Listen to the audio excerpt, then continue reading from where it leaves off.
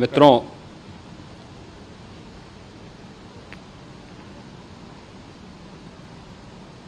महाकुंभ प्रयागराज का आज मौनी अमावस्या का मुख्य स्नान है और कल सायंकाल 7 बजे से ही काफ़ी बड़ी संख्या में श्रद्धालुजन प्रयागराज पहुंच करके स्नान भी कर रहे थे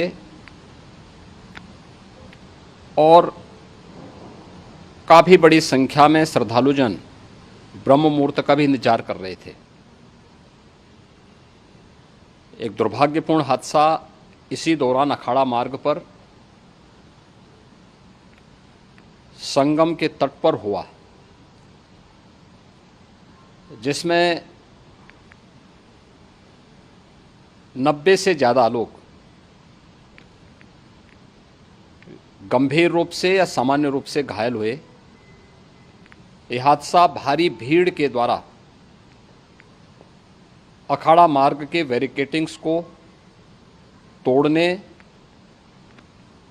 और उसके बाद उससे कूद करके जाने के कारण वहाँ पर हुआ है, जिसमें 30 के आसपास लोगों की दुखद मृत्यु हुई है। 36 घायलों का प्रयागराज में उपचार चल रहा है। शेष घायलों को उनके परिवार के सदस्य लेकर के चले गए हैं। घटना दुखद है, मर्माहत करने वाला है।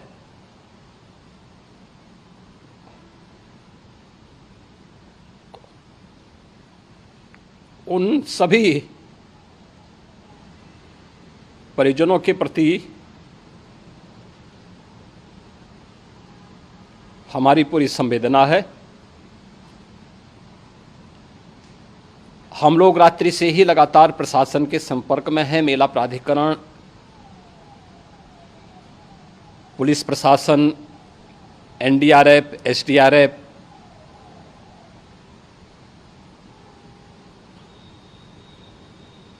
और भी अन्य जितने भी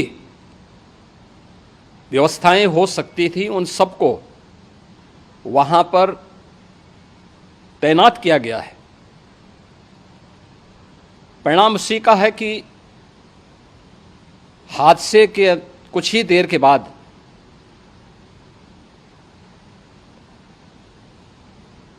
राहत कार्य को ग्रीन कॉरिडोर बना करके प्रशासन ने, पुलिस ने, एनडीआरएफ और एसडीआरएफ के स्वयंसेवकों ने सभी लोगों को हॉस्पिटल तक पहुंचाने का काम किया है। लेकिन दुर्भाग्य से इस दौरान ये मौतें हुई हैं।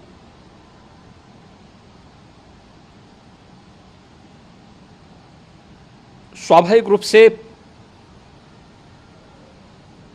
इन सब मुद्दों पर प्रश्न उठना स्वाभाविक भी है।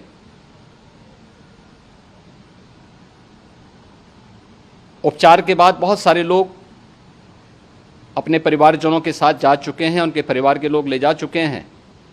जो बाकी बच्चे हैं उनका उपचार चल रहा है। उपचार के सारे इंतजाम वहाँ किए गए हैं।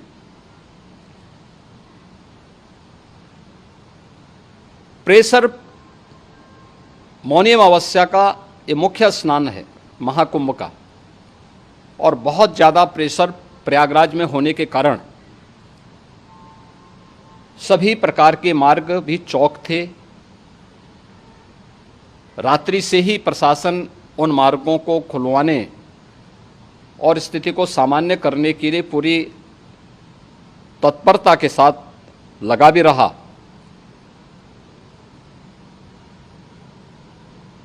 ये सभी घटनाओं के बाद, ये जो हादसा हुआ है, इस हादसा के बाद वहाँ पर अखाड़ों ने जो आज अमृत स्नान ब्रह्म मुहूर्त में 4 बजे से प्रारंभ होना था।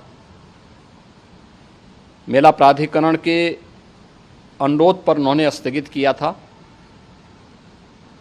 अपराह्न में अमृत स्नान प्रारंभ हुआ, जिसमें सभी अखाड़ों ने और अन्य जो सहयोगी संस्थाएं हैं उन लोगों ने इसमें भाग लिया। सभी पूज्य आचार्य महामंडलेश्वर भी इस अमृत स्नान में भागीदार बने। प्रयागराज में आज 8 करोड़ से अधिक लोगों का, श्रद्धालुओं का दबाव था। यद्यपि अगल बगल के जनपदों में मिर्जापुर, भदोई, प्रतापगढ़, फतेहपुर, कौशाम्बी, इन सभी जनपदों में भी होल्डिंग एरिया बना करके काफ़ी बड़े पैमाने पर श्रद्धालुओं जनों को रोका गया था, जिन्हें अमृत स्नान संपन्न होने के बाद, जब सभी अखाड़े स्नान संपन्न कर चुके हैं, उसके बाद अब वहाँ से रिलीज किया गया है। इतना भारी दबाव ये पहली बार वहाँ पर देखने को मिला था, और जिसके बारे में हम लोगों ने पूरे इंतजाम करने के प्रयास भी किए गए थे। रेलवे स्टेशनों पर, चाहे वह झूसी हो, चाहे वह प्रयागराज सिटी हो, प्रयागराज हो, फाफा मऊ हो, उन सभी पर लगातार दबाव बना रहा। रेलवे ने भी इस दौरान वहाँ के दबाव को ध्यान में रखते हुए मेला स्पेशल चलाई। रूटीन और मेला स्पेशल को मिलाकर के लगभग 300 से अधिक ट्रेन रेलवे के द्वारा अब तक चलाई जा चुकी हैं, और जिससे श्रद्धालु जनों को उनके गंतव्य तक पहुंचाया जा सके। उत्तर प्रदेश परिवहन निगम ने भी अपनी 8000 से अधिक बसेज श्रद्धालु जनों को उनके गंतव्य तक पहुंचाने के लिए लगाया हुआ है, और जिससे उन सबको सुरक्षित उनके घरों तक पहुंचाया जा सके।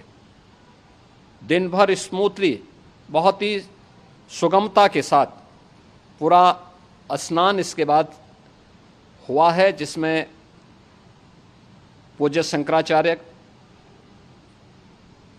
आचार्य महामंडलेश्वर, वरिष्ठ संतजन और सभी अखाड़ों ने इसमें पूरा सहयोग भी किया और पूरे कार्यक्रम को सकुशल संपन्न करने में अपना योगदान भी दिया है। ये सभी घटनाएं मर्माहत करने वाली भी हैं और एक सबक भी है, लेकिन हादसे के तह में भी जाने की आवश्यकता है। और इसी दिशा से सरकार ने भी तय किया है कि हम इसकी एक जुडिशियल इंक्वायरी भी करेंगे, क्योंकि कई बार रिव्यू होने के बाद स्थानीय स्तर पर हर प्रकार की सतर्कता के बाद आखिर कहाँ से ऐसे हादसे फिर भी होते हैं और हुए हैं। इसके लिए हम लोगों ने न्यायमूर्ति हर्ष कुमार के नेतृत्व में पूर्व डीजी श्री वीके गुप्ता और retired IAS Shri DK Singh, इन 3 सदस्यीय जुडिशियल कमीशन को भी इसके लिए गठित किया जा रहा है। इन सभी अन्य कार्यों के साथ साथ हम लोगों ने वहाँ की पूरी घटना पर आज पूरे दिन भर एक एक घटना को लेकर के मुख्यमंत्री का जो कंट्रोल रूम था, उस कंट्रोल रूम से भी,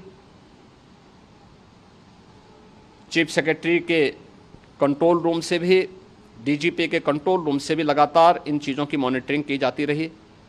दिन भर बैठक चली है और लगातार एक एक घटना को लेकर के वहाँ पर प्रशासन के साथ संवाद भी रहा है, विभिन्न अखाड़ों के साथ संवाद रहा है, अन्य संतों के साथ भी दिन भर हम लोग संवाद बनाते रहे हैं।